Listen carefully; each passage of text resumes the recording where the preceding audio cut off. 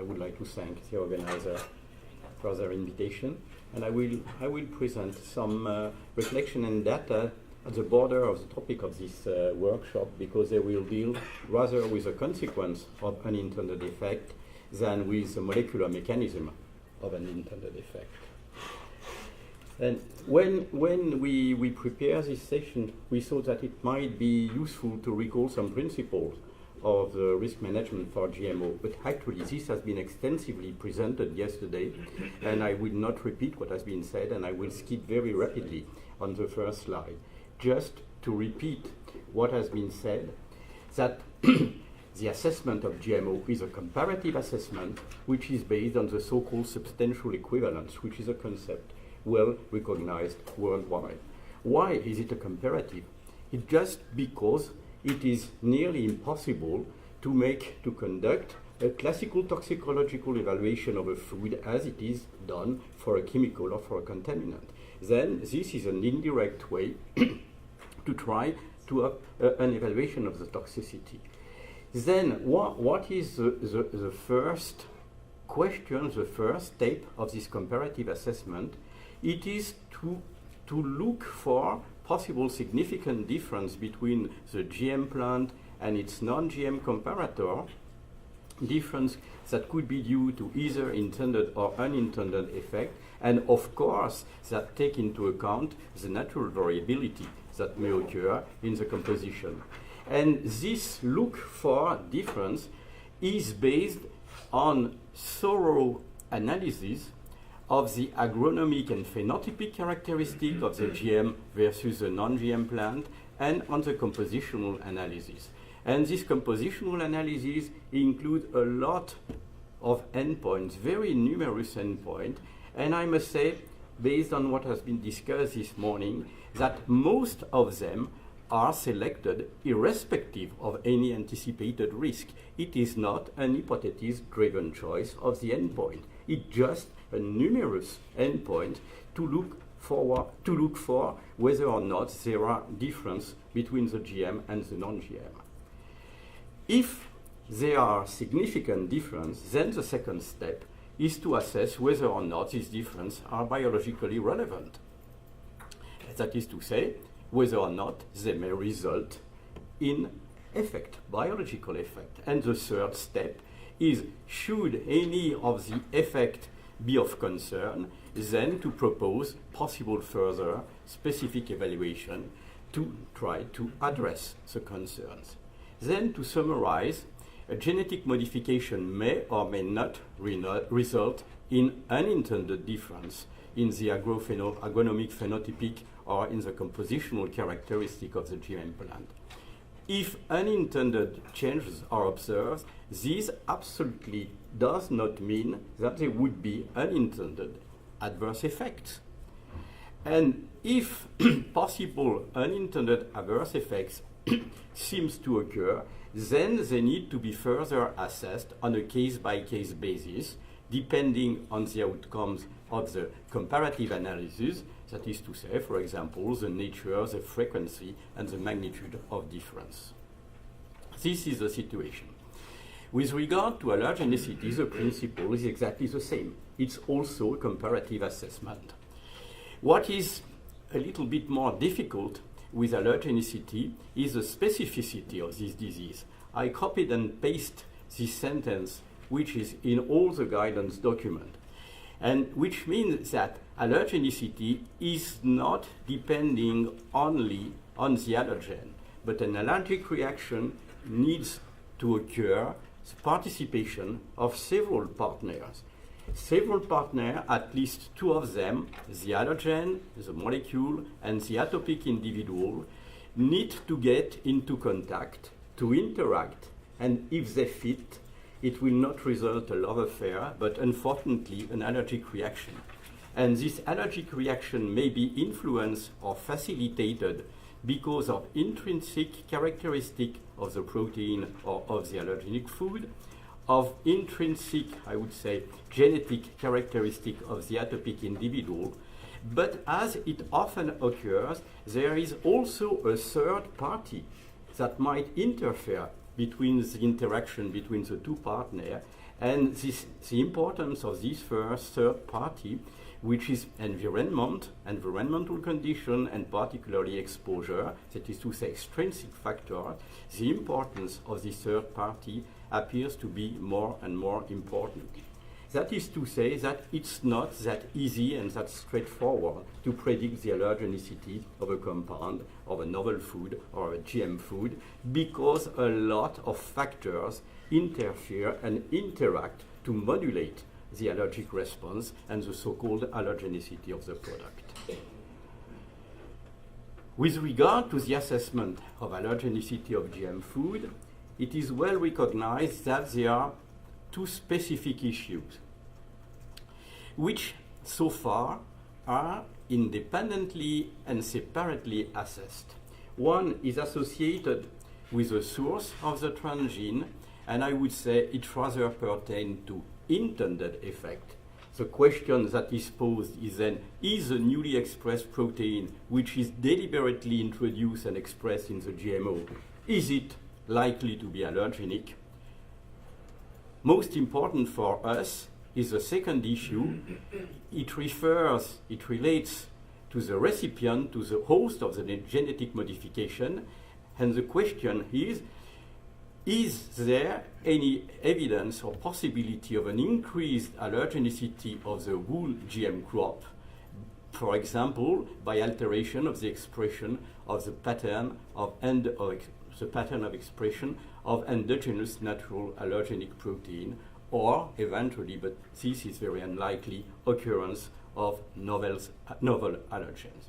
And this obviously related to unintended effect of the genetic modification. Then the question which is asked to risk assessor by risk manager is this question, tricky question, is the GM plant more allergenic than its conventional counterpart? And it should be understood that the opposite would not be no. The opposite would be the GM plant is as allergenic as the non-GM counterpart. Then that's a question which is raised. It's tricky, but actually risk assessors, scientists, are supposed to give an answer to this question, an objective answer based on scientific grounds.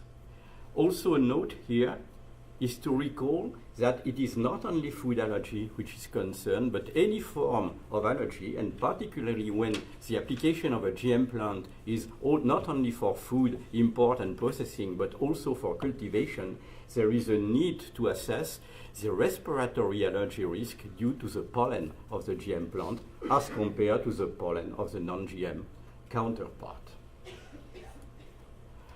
Okay, that's refer to the newly expressed protein. It's out of the scope of this presentation. I will skip the slide. And now we enter really in the matter of discussion of this presentation, how to assess the possible increase allergenicity or change in the allergenicity of the whole GM crop. I like this slide because it's a very old one, and what it shows is that this concept is a very old concept because it has been first proposed nearly 20 years ago by Dean Metcalfe as an outcome of an ILSI, IFBiC workshop, already an ILSI workshop. And this kind of decision tree, because at this time it was a decision tree, clearly poses the question, what happens if the host is allergenic, that is to say contains endogenous allergenic. If it is not allergenic, no concern. If it is allergenic and contains endogenous allergen, then there is a need to assess for changes. And the reason was a possible pleiotropic effect of the transgene. I will not develop because I think now everybody here understands everything about pleiotropy after the presentation of yesterday. Then, to recall that this concept, which is much questioned, it's not a new concept. It doesn't come, or it does not only come from stupid regulatory people. I mean, it's a scientific concept that has been raised by our colleague scientific colleague 20 years ago. And just now, we are trying to address this issue using quite efficient new technology, which I will try to present to you. Okay, here, there is something new, is that at least in the European Union, you have a new guidance document from EFSA that has been published, but that's a guidance document. But more important is there is a new regulation that has been published very recently.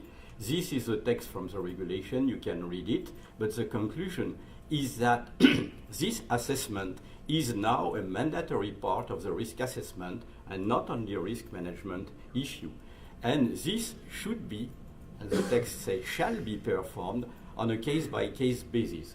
And the recommendation to reflect this new mandatory proposal is to compare the qualitative and quantitative composition of key allergens in the GM plant and its non-GM comparator. Okay, that's not really that clear. And to try to make it clear, I will try to explain what is concerned. Allergenic food, sometimes the wording common food allergen is used. I mean to say, when there is a need for assessment. Common food allergen usually refers to the annex of the directive for labeling purpose, where 12 or 14 food are considered as are listed as most common allergen. Actually, this corresponds to the so-called Big 8 list, as you may know, to say the most common allergen. Then so far, what is considered to be related to this new regulation and that should be assessed is this food allergens that are on the directive list. Key allergen, what does that mean? It has been defined, according to the paper by Borstein, as an allergen which is relevant for public health concern because of its potency, allergenic potency, and abundance. It's not very objective criteria, but at least if you go back to the publication, you have some benchmark to decide what might be important, what might not be. Very important also is all these key allergens that are concerned are non-allergens that have been identified and recorded and officially recorded in allergen database. And also they are listed in OECD consensus document. For example, the new OECD consensus document for soybean lists a certain number of allergens that can be included in the compositional analysis.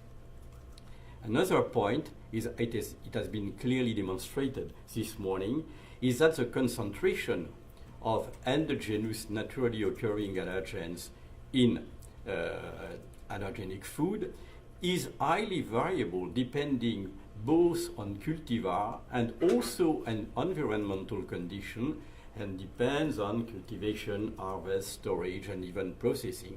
And of course, this should be taken into account of the comparison. That's why it has been suggested or recommended that for a relevant comparison of the allergen repertoire of the GM versus the non-GM comparator, these key allergens are included in the compositional analysis, which is really the pillar of the safety assessment, and performed on the same materials, as is to say, the plant material collected from the field trial from plant that has been cultivated in the same condition, in the same area, at the same time. And this actually something which has been proposed and discussed particularly out at the OECD, but which is still a matter of debate. Also, what I wanted to stress, I said that the concept was not that new, but I mean, the practice is also not that new because it is what is currently being done. I mean, if you look at all the applications that are assessed, at least in Europe, at EFSA, most of them include this kind of study. Most frequently, what is being done is so-called targeted analysis that focus on the allergen. And usually it is the association of a two-dimensional electrophoresis, first separation according to the pH to the isoelectric point, and the second one, second separation according to the molecular weight, followed by a Western blotting. This Western blotting requires specific allergic human sera, and then after allergens are separated and evidenced, sometimes there is a specific determination. And I will show you some examples from actual applications that have been assessed. That's a very old one. And it's a comparison between a conventional soybean and a GM soybean. And okay, it doesn't matter what is the GM soybean. Anyway, this is a confidential information. What is important is to observe this is a Western blot realized with the serum of an allergic patient, number 1, and this patient, number 2. What is obvious is a huge difference between the pattern observed using one patient serum or the other. With patient 1, you have a very clean, clear blot that can be easily interpreted with well-separated spots, and obviously there is no clear difference. I would say there is no difference at all between the allergen pattern of expression of the conventional soybean and the GM soybean for this patient. And here, I would say the conclusion is straightforward, no difference. If you look at what is observed with the second patient, it's completely different. I mean, it's a huge amount of allergen, of allergenic spots corresponding to isoallergen, as explained this morning. Also very likely with variants of the isoform. And you, just by visual observation like that, it's very difficult to interpret, because also everything is mixed and you have no idea of what are the different spots that are here evidence. There is no identification. Obviously, there might be difference. For example, here you have 2 spots, allergenic spots, that are observed in the GM soybean and that are not observed in the conventional soybean. But what are you going to conclude based on this observation? Are those 2 spots important allergens? Are they major allergens? One doesn't know what they are because there is no identification. And then that's too bad, because it's a huge work, a lot of very precious material to be used, lot of money to be used for a very difficult interpretation and absence of objective interpretation because some information are lacking. The next step which is being done, it's more or less the same, but with an attempt of identification of the different spot. And here, it's another GM soybean that has been assessed. Here it's more comfortable to present because it has been published recently. The application is quite old, but the publication is very recent. And as you can see, you have a comparison of the different allergens, which appears as series of spots of isoallergens and variant, and some of them, I would say most of them, have been identified, and unfortunately some of them are still unknown, but I guess that now it would be possible to put a name on the spots that were unknown when this has been performed. And then it makes much easier the interpretation of such blotting. Here, of course, it's only one patient, but when you can see difference just only by visual observation, it is possible to interpret this difference knowing to what allergen or to what fragment of allergen it corresponds. Okay, that's the first kind of study. And okay, the major drawback is that it needs relevant sera, much sera in terms of quantity and also in terms of number. And this might preclude the development of this kind of study. Then another one is non-targeted analysis using proteomics and high-throughput omics technology, which can get rid of the use of sera just because this is a proteome map and spots, protein spots, are excised, hydrolyzed, and then identified and quantified using mass spec, and then you can have quite an exhaustive and comprehensive identification and quantification of the different allergens. Then those non-targeted analyses are promising, although they require complex equipment and competence, they do not require human sera, and they are informative, although they are not fully standardized, but they are rapidly developing, and in sensitivity and specificity is improved, which would allow validation. What are the outcomes of the assessment of actual application? To date, it concerns only GM soybean. No evidence of significant difference between GM soybean and conventional have ever been observed.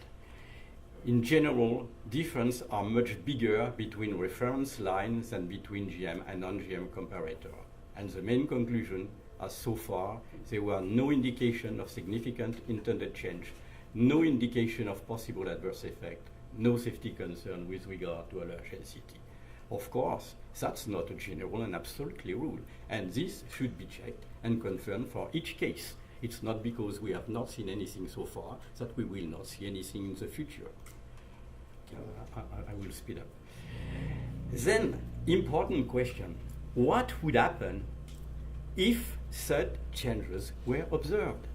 And that's a recurrent question of a lot of people to say, okay, but what is the rationale of this search? Because is there any definite evidence that a relationship or a causal relationship may exist between an increased expression of endogenous allergens and an increased allergenicity and an increased risk for allergic consumer? That's a good question. Unfortunately, the answer is not that straightforward, because this would need to perform human clinical studies, as has been presented this morning with carrots and apples, but it's not evident to perform, and I don't think it would be recommended to systematically and routinely perform human study to assess GM plant.